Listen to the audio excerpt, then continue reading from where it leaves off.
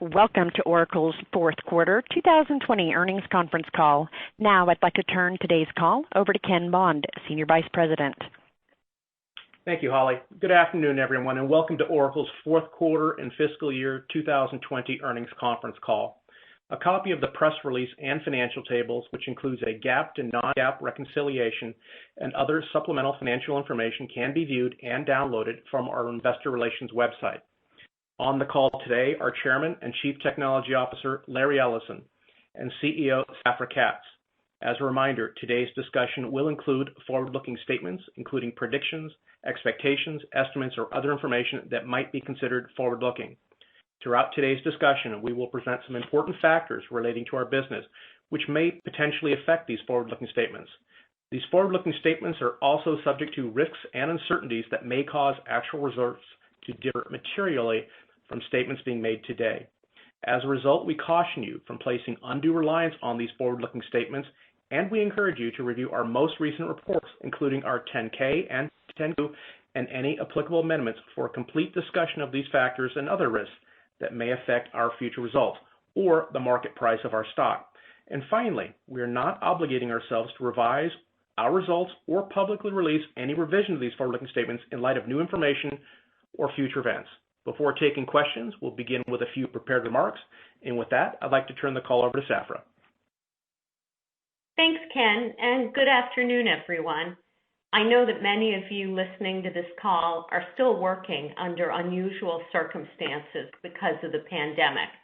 A lot has happened since our March 12th earnings call, when we were all still conducting business as usual. Within a couple of weeks, the mitigation response to COVID-19 reached levels that few could have imagined.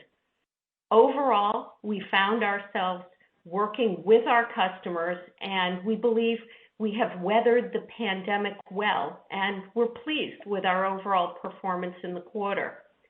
To start, we successfully transitioned our global workforce to working from home, and our employees rose to the occasion. They focused on their jobs, building technology, selling technology, and most importantly, helping our customers with some of the challenges that have come with this pandemic. Whether it was supporting systems for federal loan programs with partners, or helping states get unemployment checks out, or supporting the National Red Cross systems around the world handle the massive volume spikes, or helping HHS, the CDC, and other health authorities around the world, or supporting over 100 clinical trials that were hurriedly stood up. We were there to help our customers, and I think we are much closer to them as a result. There are many, many, many more stories like this, and they all underscore how proud I am of our employees and customers as we're all actively engaged in the ongoing fight against COVID-19. In addition, we decided to provide training and certification on Oracle Cloud Infrastructure and Autonomous Database through Oracle University, free of charge to all who wanted it.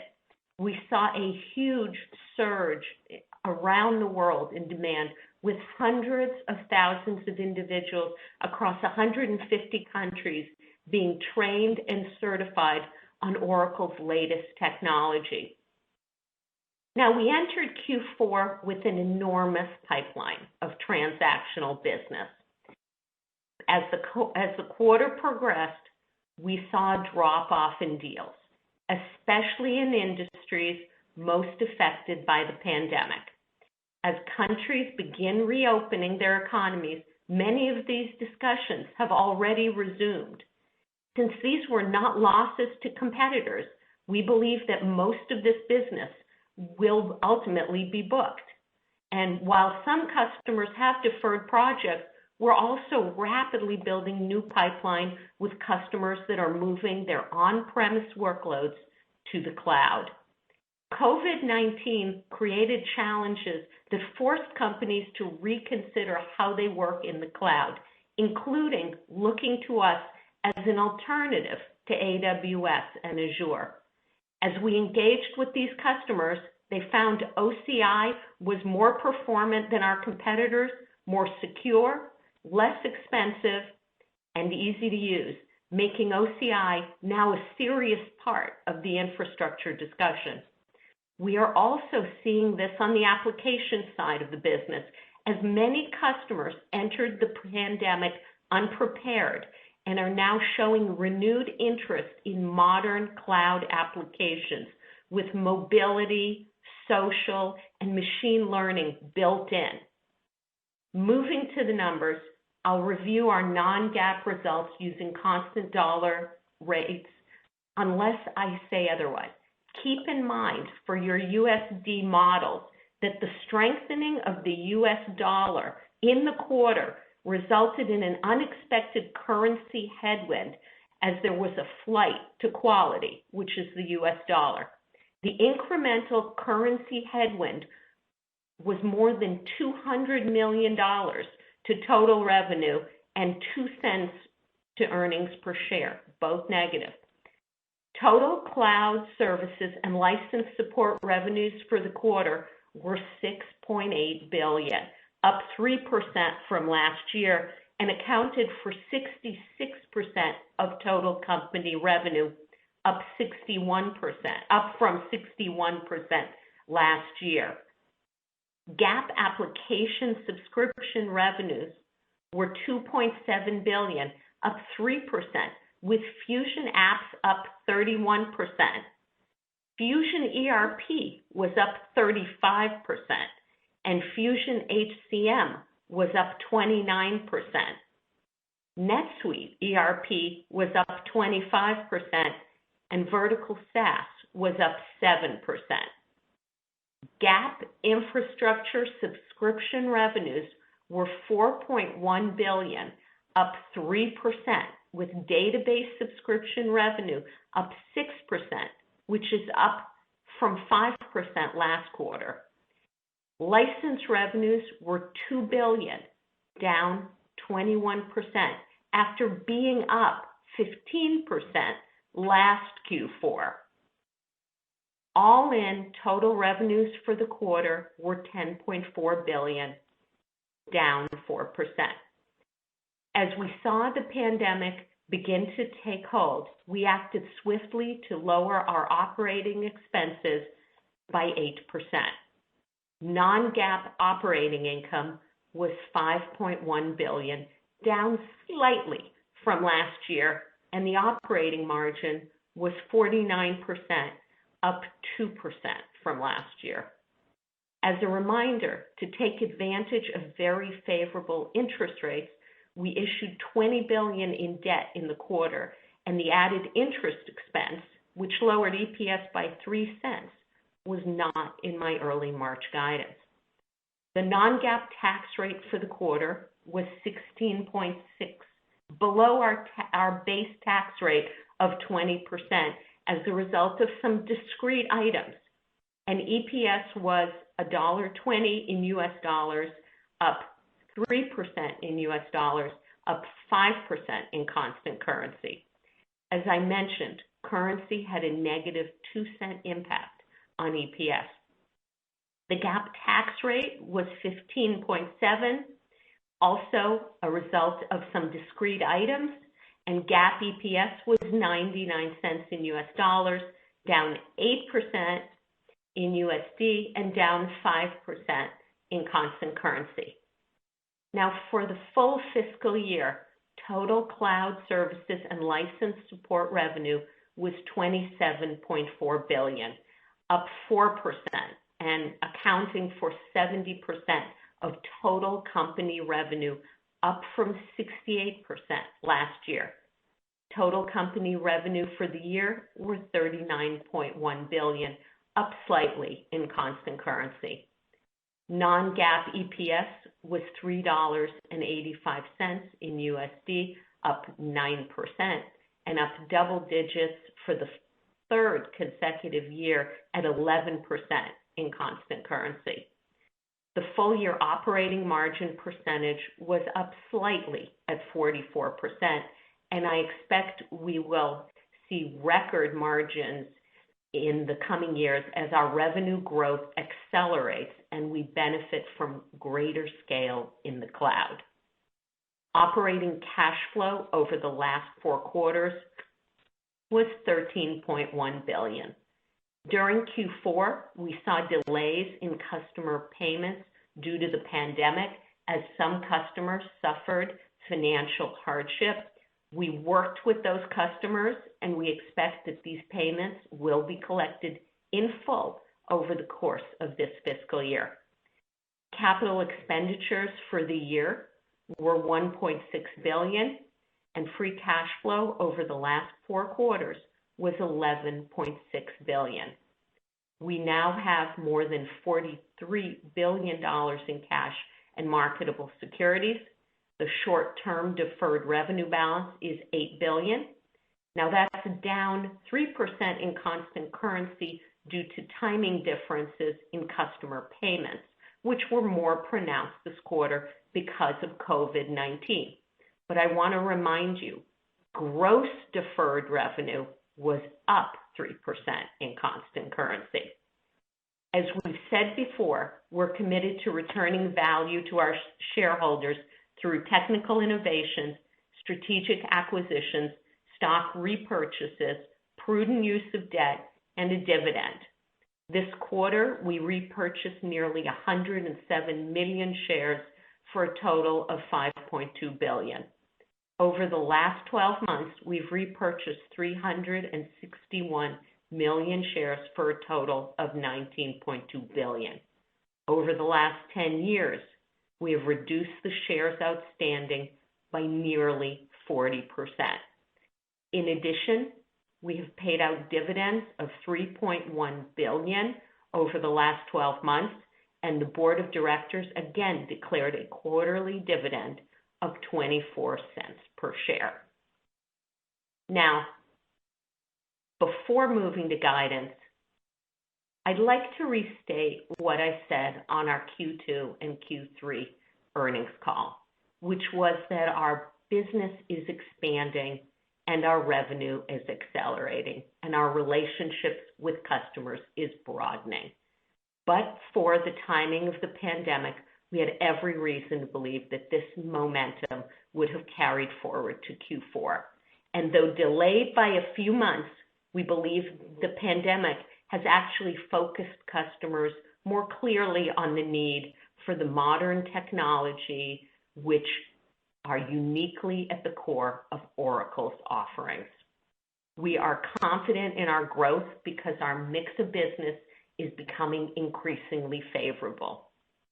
Our revenue is now clearly in one of 3 distinct groups, one growing, one stable, and one declining.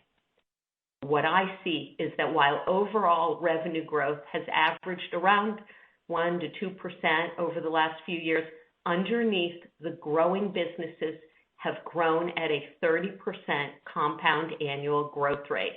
The declining businesses averaged almost double-digit declines, and our stable businesses were up 1 or 2%.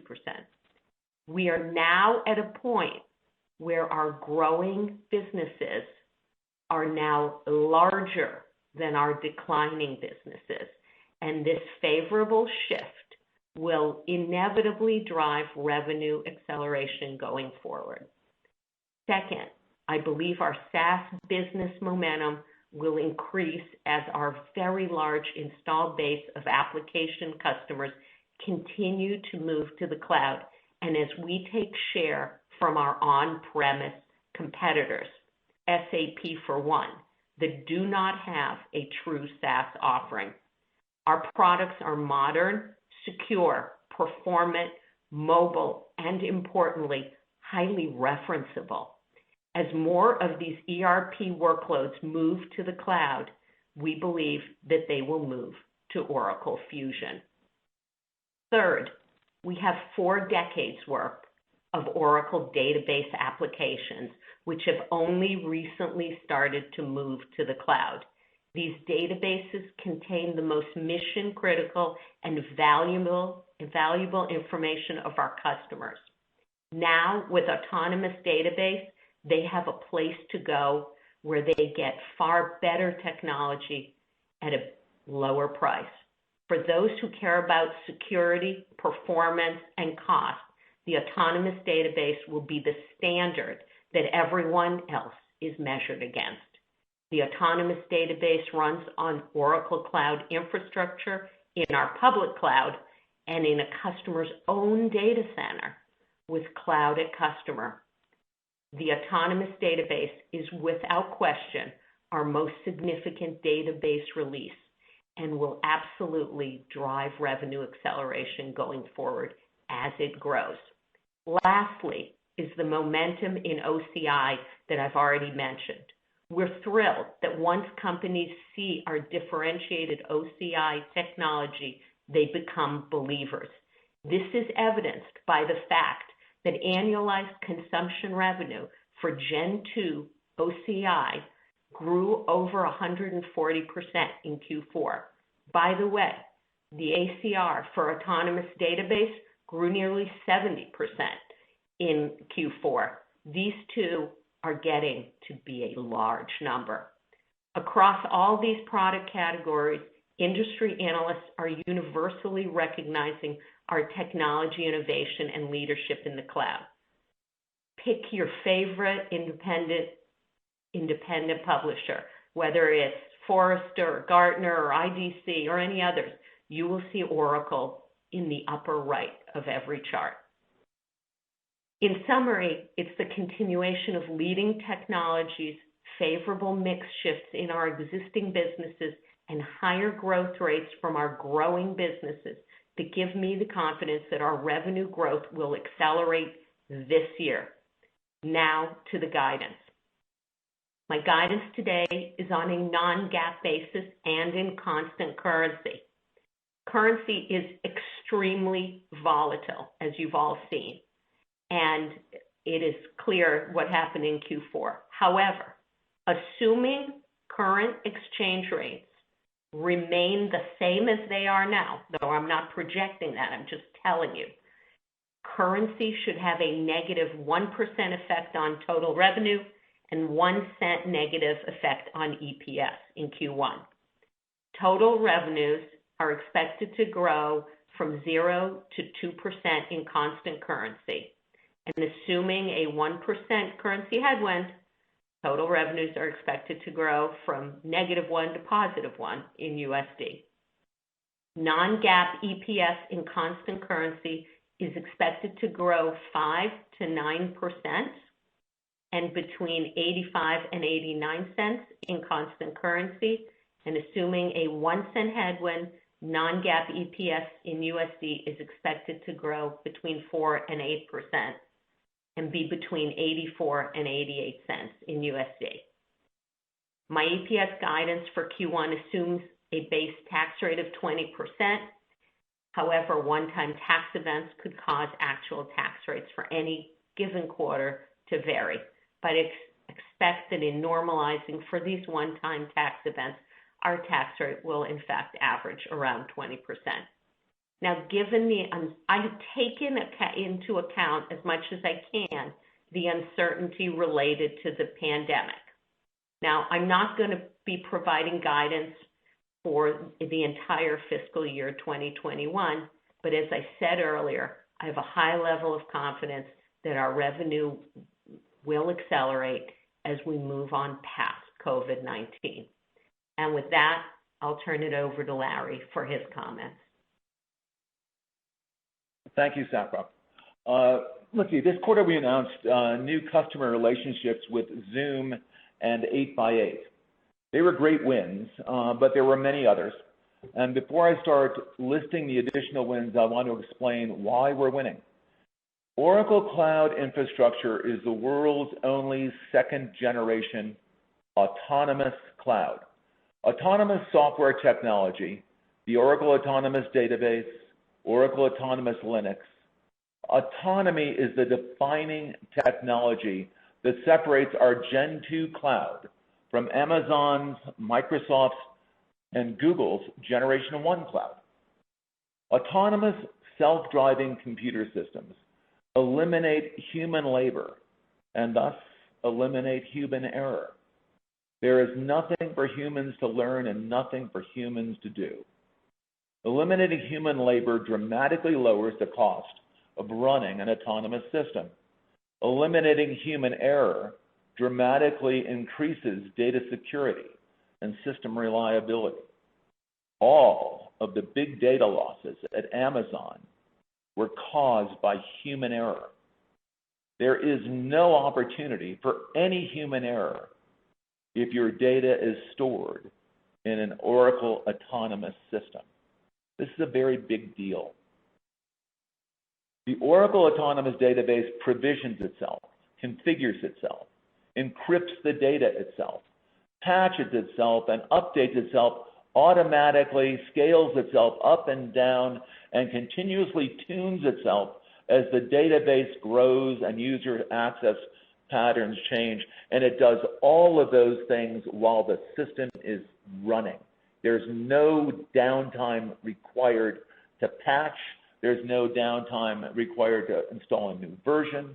There's no downtime required to double the number of processors that you're currently using or reduce the number of processors to half. It all happens while the system is running. Oracle Autonomous Linux is the world's only autonomous operating system, which provides 99.995% availability while maintaining itself with continuous security and monitoring, continuous patching, and remediation while the system is running. Furthermore, soon, all the popular OCI services, compute, storage, etc., will be truly serverless and elastic. The other guys don't have this. The Oracle OCI will have elastic compute, elastic storage, all the popular things will be truly serverless and elastic, scaling itself up and down automatically while you are running. So we keep the promise of the cloud where customers only pay for what you use. Quite often in other clouds, you have to reserve compute capacity. And even if you don't use it, you have to pay for it. That's not the case. That's less and less the case in the Oracle Autonomous Cloud. Okay, the Oracle Public Cloud now has 24 OCI Gen 2 regions live. Soon we will have more regions live than AWS, which is currently at a count of 25. We will, this fiscal year, add another 14 Gen 2 OCI regions, allowing more customers to run in a public cloud without compromising data locality or data sovereignty requirements. For customers wanting or needing to run their applications in their own data center behind their own firewall, we uniquely offer Oracle Cloud@Customer, either for just the Oracle database or for all of our OCI cloud services, including our SaaS applications. None of the other cloud vendors have this kind of Cloud@Customer offering. To summarize, Oracle's Gen 2 autonomous, serverless, elastic cloud infrastructure delivers better performance, higher security at a much lower cost than AWS, Azure, or the Google Cloud. And that's why we won Zoom, and that's the other and some of the other deals I'm about to tell you about. Okay, let's start with Zoom. Demand for Zoom services has increased almost 20 times since January. Zoom needed additional cloud capacity immediately. Within hours of the first Oracle deployment, OCI supported hundreds of thousands of simultaneous meeting participants. Usage has continued to ramp, where Oracle now supports millions of simultaneous meeting participants. Zoom selected OCI because of our advantages in price performance, scalability, reliability, and cloud security. Every day, our Zoom conferences move more than 8 petabytes through the OCI network. That's an extraordinary amount of data. We've been able to scale and help Zoom scale as demand grew. Okay, another win, in addition to Zoom, 8x8. A great example of our sales process. The customer began by moving some services to OCI for performance enhancements. 8x8 was very surprised by the extent of their performance gains by moving out of AWS, moving part of their system out of AWS and into OCI. They were so surprised by the performance gains they achieved and the cost savings they achieved that they decided to move all of their services out of AWS and into Oracle. Once OCI demonstrated much better performance at a much better price, that sealed the deal for 8x8 and its growing base of 20 million monthly active users. Another win, the Omani Information Technology and Communications Group, a 3-year contract. They built a dedicated OCI Gen 2 clouded customer data center in Oman, offering OCI services, OCI public cloud services, to all the different government agencies within Oman. This means they'll be able to have the full benefits of the public cloud, OCI Gen 2 public cloud, again, without compromising their data locality or their data sovereignty requirements. Another win, Jefferies, the world's ninth largest investment firm, plans to move over 500 workloads to Oracle's Gen 2 public cloud. Jefferies picked Oracle over both AWS and Azure. They are also using OCI to extend their Fusion HCM applications. Another win, General Authority of Civil Aviation in Saudi Arabia, clouded customer. In the customer's own words, the key factors that were considered when we chose Exadata clouded customer was cost reduction by approximately 50%, while being in compliance with government requirements for data sovereignty. Additionally, with autonomous database on Exadata clouded customer, our team could save time and effort and focus on business innovation by leveraging its self-driving, self-securing, self-repairing characteristics of the Oracle Autonomous Database. Quest Diagnostics. Quest is a world leader in diagnostic testing, and they continue to invest in the Oracle Cloud to support the ongoing battle against the coronavirus pandemic. Quest expanded its current Exadata clouded customer environment so that the company could migrate its MyQuest portal in anticipation of dramatically increased COVID-19 antibody testing. Quest also upgraded its existing Exadata on-premises environment to the new Gen 2 Exadata clouded customer to support both corporate and line of business functions. Another win, Santander Bank. Santander is consolidating their databases on Oracle's Exadata clouded customer and adopting our autonomous database to support the bank's digital transformation. Another OCI win, TD Bank Group in Canada. TD Bank made a multi-year commitment to use Oracle's public cloud, including Oracle's Gen 2 cloud infrastructure, along with Oracle SaaS, data integration, and autonomous data warehouse to move their financial reporting systems from an on-premise configuration to a public cloud deployment. Verizon Business Group, a 4-year contract. Verizon has already moved over 25 mission and business critical workloads to the OCI Gen 2 public cloud, serving its customers around the globe. These workloads process more than 200,000 plus IOPS per second with 120 terabytes of data. Verizon uses the Oracle Cloud infrastructure with Exadata Cloud Services, including RAC and DataGuard, and Verizon plans to dramatically increase its commitment to the Oracle Public Cloud and move more and more workloads over to Oracle.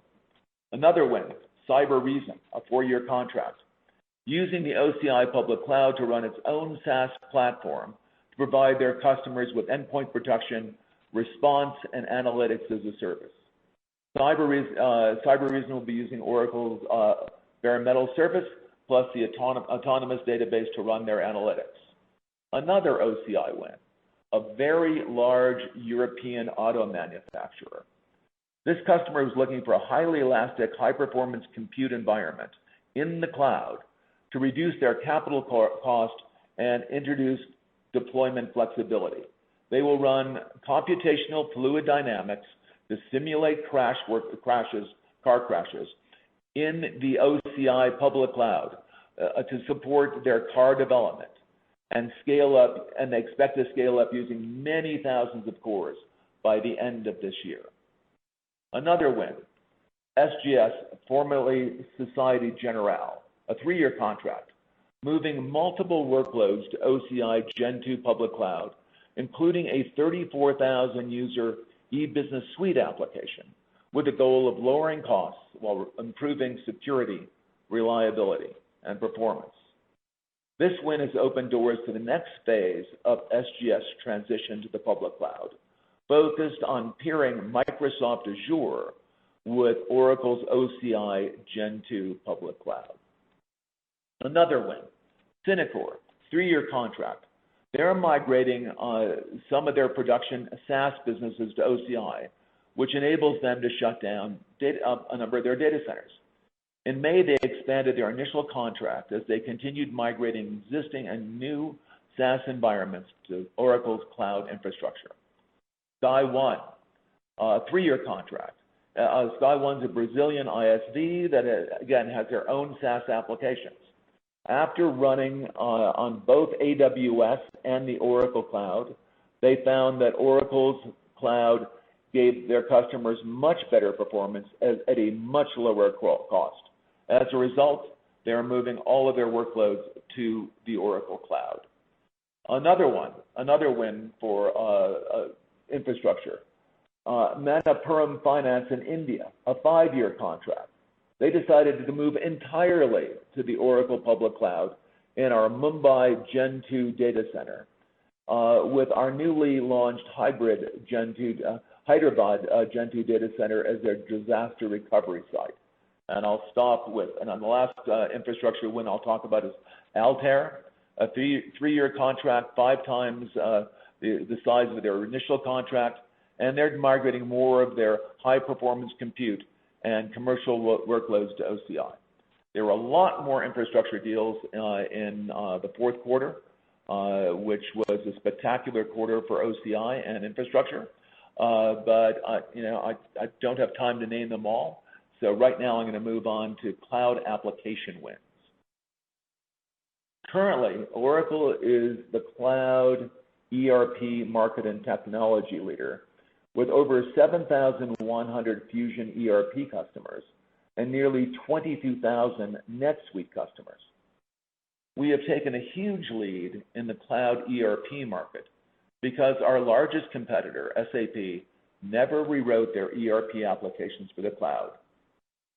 Gartner lists Fusion, Oracle Fusion, at the very top of their ERP ranking, with SAP in the lower half, listed with the lower half of competitors. This is a dramatic change from a few years ago. Workday has a cloud ERP system, but most of their successes come in HCM. And more customers these days are purchasing HCM as a part of an overall ERP purchase, an ERP decision.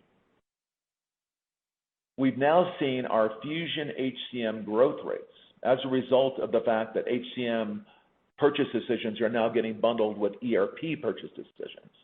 We've seen our HCM Fusion growth rates surpass Workday's HCM growth rates. We are already by far the biggest cloud ERP player, and it looks like we're going to be able to leverage our advantage in ERP and our scale in ERP to also become the biggest cloud HCM player.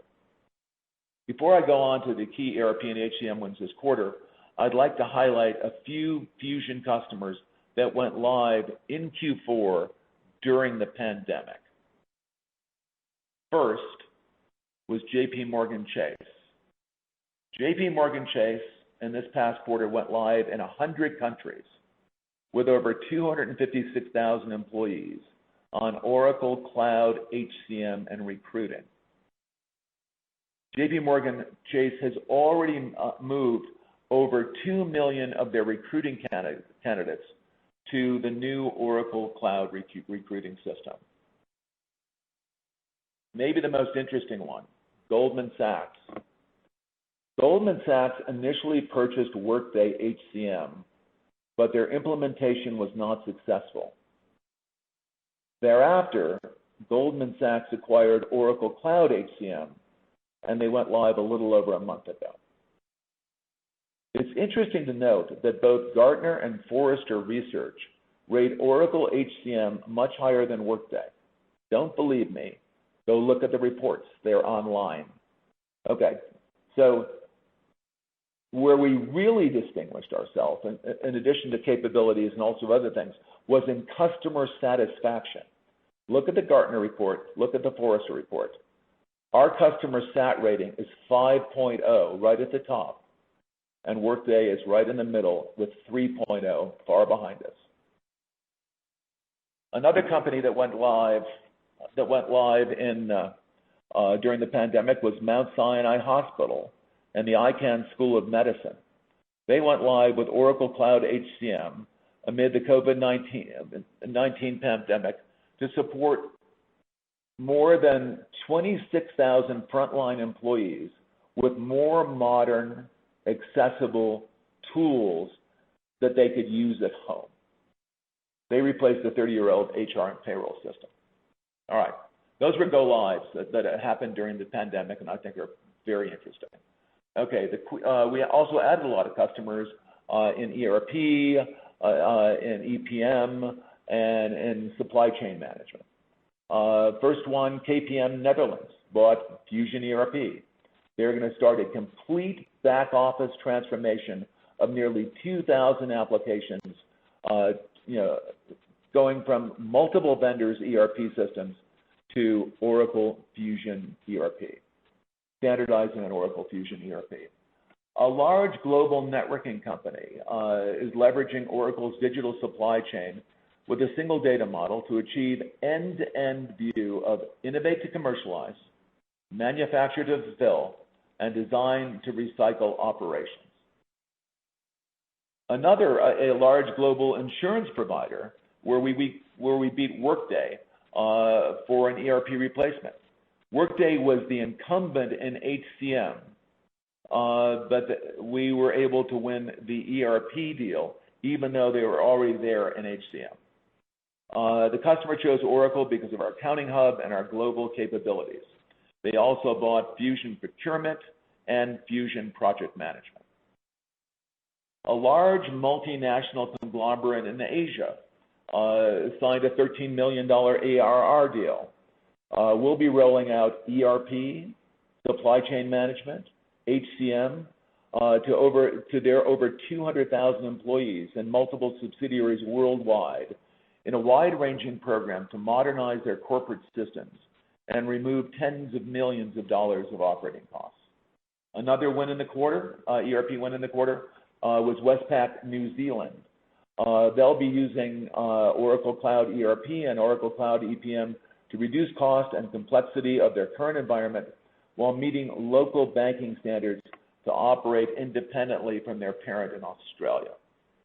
Okay, I'm going to stop doing ERP and supply chain wins. I'm going to move to HCM wins. Okay, first, we won Kroger. North America's largest grocery is replacing their SAP system with Fusion HCM.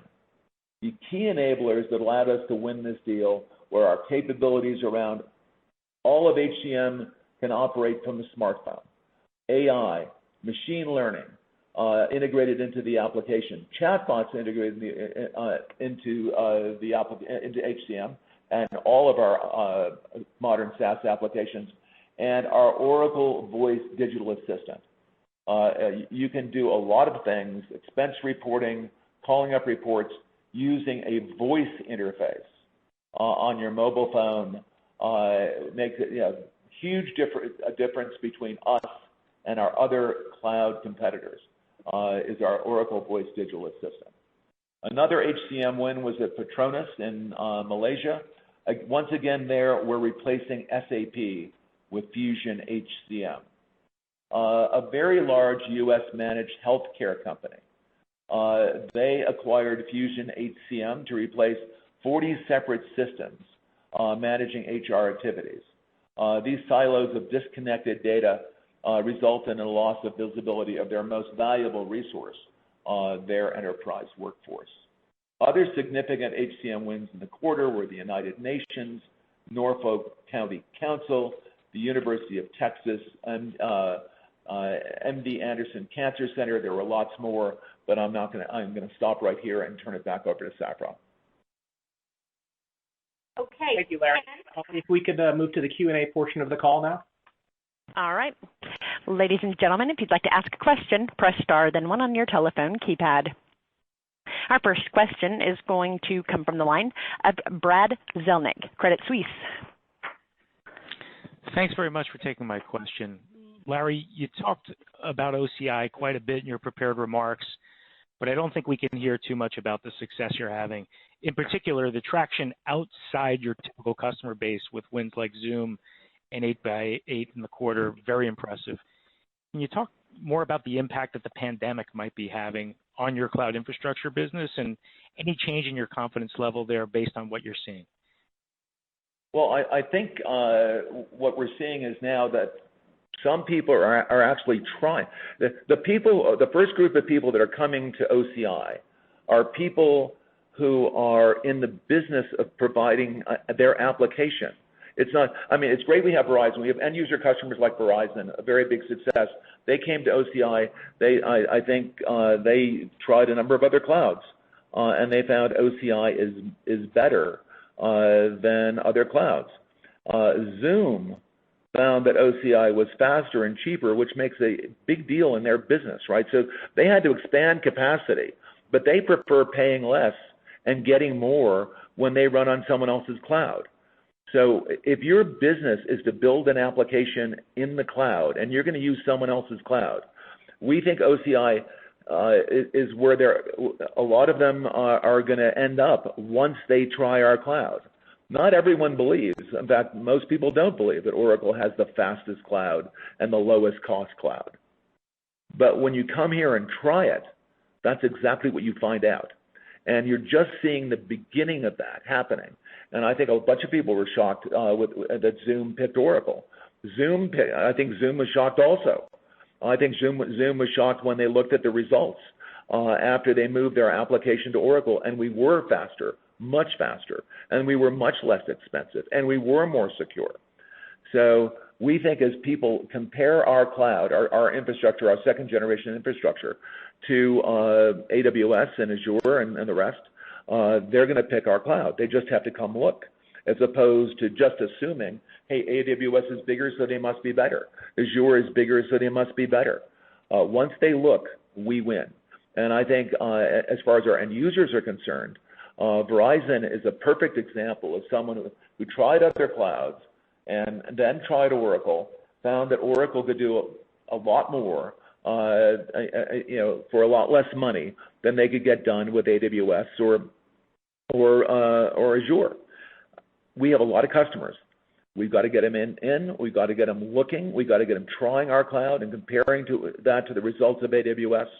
And we think we're going to get the lion's share of our installed base, our database installed base moving to our cloud. If I'm right, if that's right, our infrastructure cloud business is gigantic. We have hundreds of thousands of database customers, including all the largest companies and governments on the planet Earth. Thank you very much, Larry. Our next question is going to come from the line of Heather Bellini, Goldman Sachs.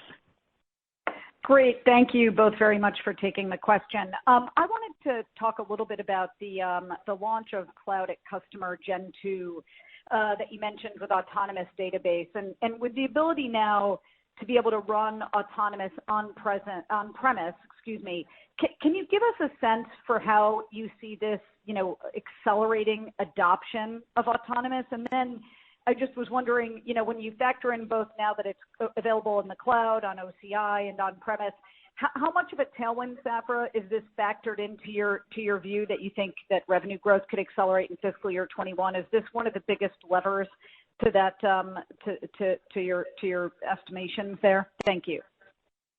Let me just answer the end of that, and then Larry, I think you should cover it in much more detail. I have not counted on that in my underlying assumptions, but I do believe that it is going to be incredibly successful. And as our initial customers are using it, this is, I believe, a very, very important, very differentiating capability that only we have. And so though I've not relied on it for this, for the acceleration, I do believe that it will be an incredible tailwind for us, and not just this year, but really for years to come. Anyway, Larry, why don't you comment on Cloud Customer and Autonomous Database? Okay, so when we pivoted strongly to the cloud, we did a lot of database development for the public cloud, and the most conspicuous thing that came out of our development team was the Autonomous Database. But it only ran in the public cloud. And we had this huge install base. We have this huge install base, hundreds of thousands of customers. Most of the world's valuable data is in an Oracle database, but that's sitting on premise. And the large bank wanted to use our latest technology, the Oracle Autonomous Database. The only place they could buy it was in the public cloud. They couldn't get it. They could not get it in their data center in Cloud Customer. We didn't have it. So for years, several years, our on-premise customers had no access to our latest database technology. Amazing. So now, after developing all of this for the public cloud and continuously improving the Oracle Autonomous Database, the Oracle Autonomous Transaction Processing System, the Oracle Autonomous Data Warehouse, we finally have gotten around to making it available to our on-premise customers via our Cloud Customer, Exadata Cloud Customer service offering. And so now all of our on-premise customers, big banks, big government agencies, smaller customers who want to upgrade their databases on-premise can now use Cloud Customer. And we make it very attractive for them to get access to the latest technology. There's no upfront capital cost, to get this thing. It's just like buying public cloud, except we put the database cloud, the Cloud Customer, in your data center in the form of a number of Exadata machines. And then we manage it for you across the network. It's attached to our public cloud, and we manage it for you. Again, what's happened is, for years, our install base on-premise customers had no access to our latest database technology, our best database technology, Autonomous Database. Now, all of a sudden, they do.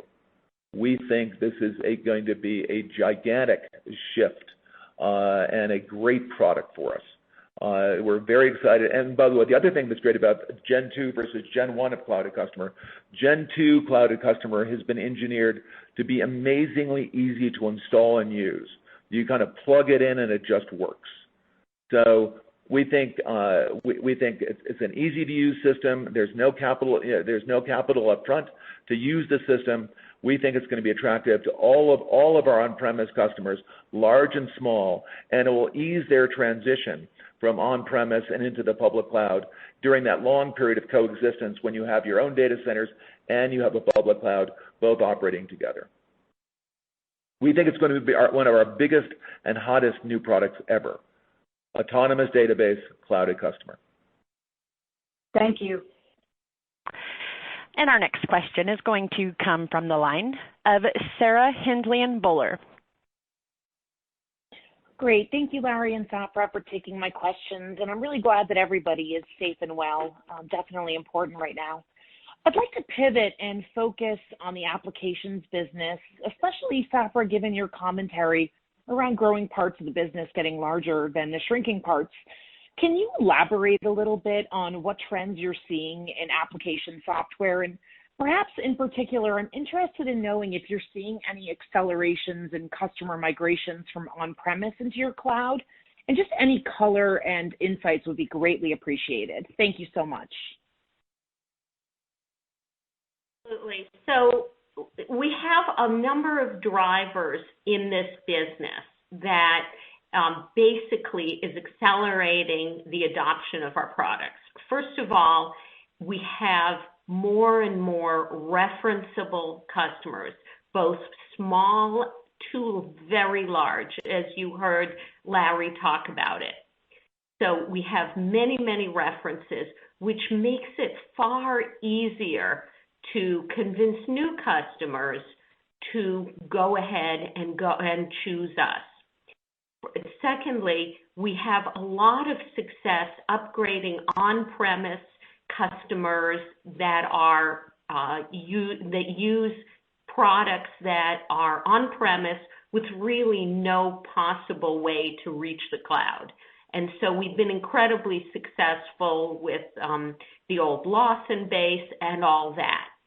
In addition, the e-business suite customers, which is a massive installed base, has only recently started to upgrade, and only about 6% of our installed base has upgraded to the cloud in absolute ERP.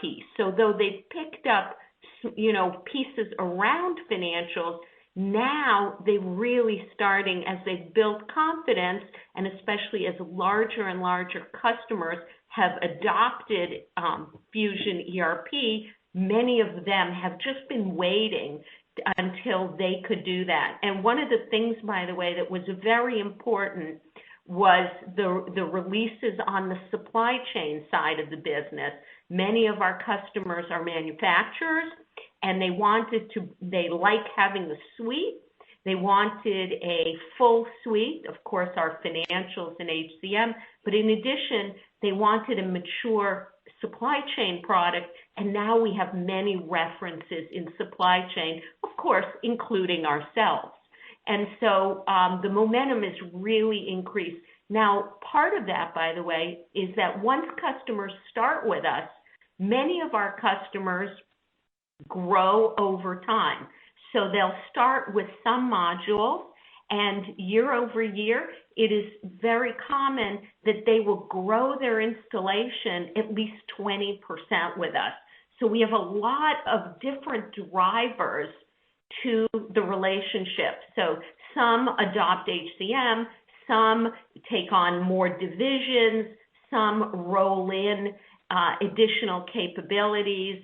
And I'll tell you, this pandemic has actually been very, very interesting for some of them, because they got one of the immediate benefits of being in the cloud. And that is, for our HCM customers, we rolled out at no charge health and safety, which is a module in HCM.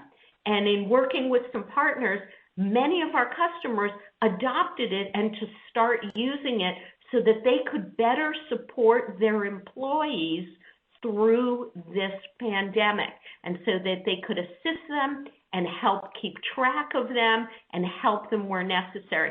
Of course, nothing like that could have been possible on premise.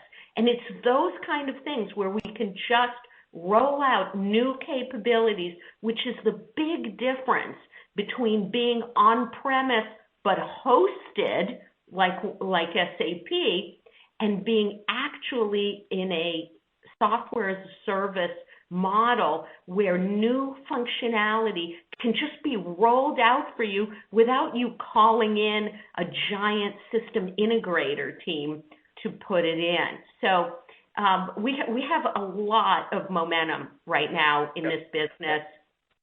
Yeah, and I'd like to add what Safra said. We rolled out the new module. That's something that Oracle made available in our cloud. But then our customers were able to access that new module at home. The fact is, these cloud systems are accessible at home, obviously. They're accessible on your smartphone. So they're just much more accessible than the previous generation of technology. And that's made a huge difference where people are able to continue operating out of their homes. If you're an accountant and you're using an Oracle financial system, there's no reason to get in your car and drive to the office. You have the same exact tools sitting in your home office on your laptop computer. Yeah, I mean, these capabilities are not only, they're modern, they're mobile, you can get to them, but not only that, you can work with them by voice.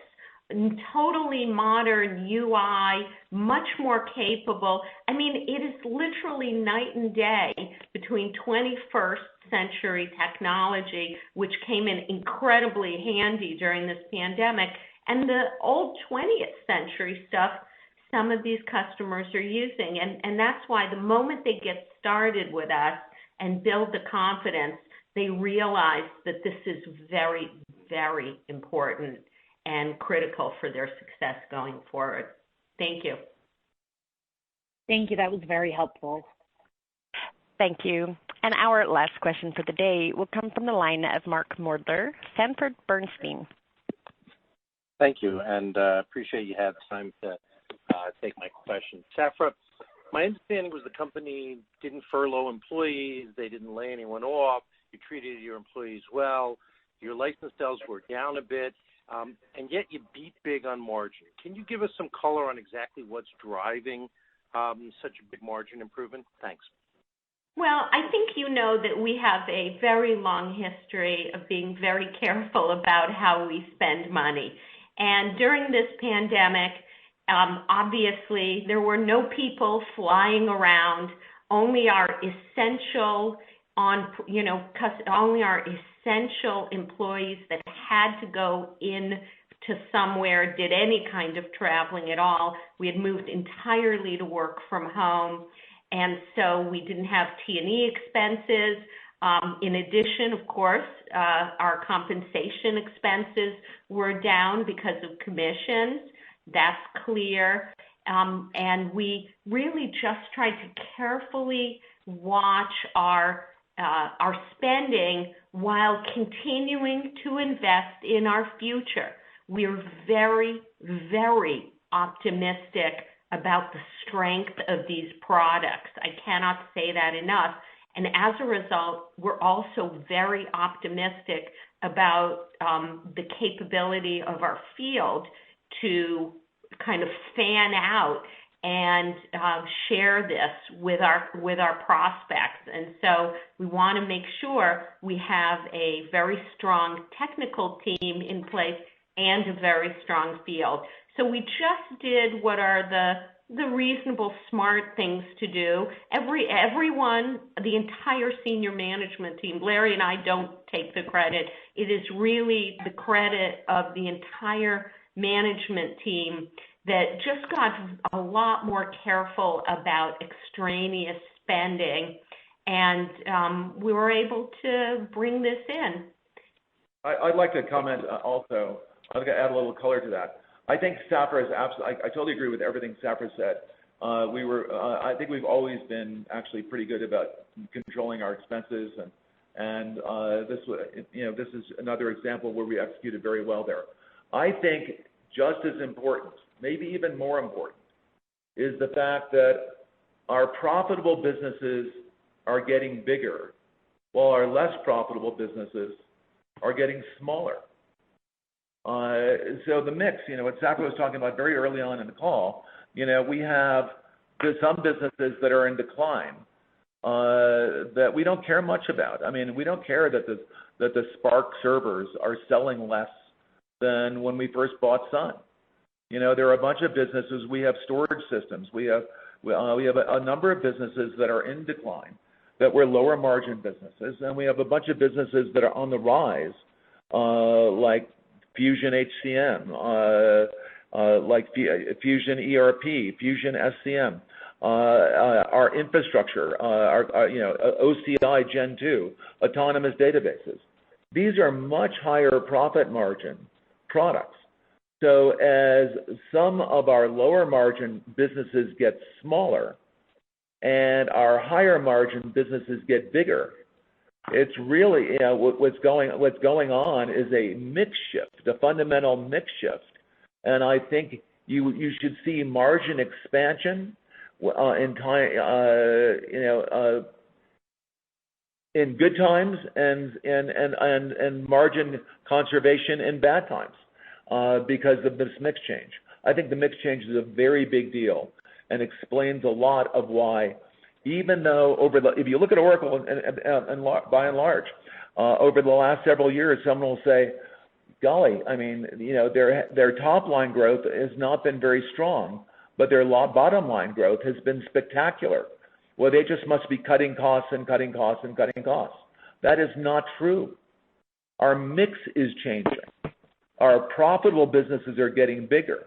Our less profitable businesses are getting smaller. That's allowing us to improve our profitability and hold on to our margins, even when the top line is challenged.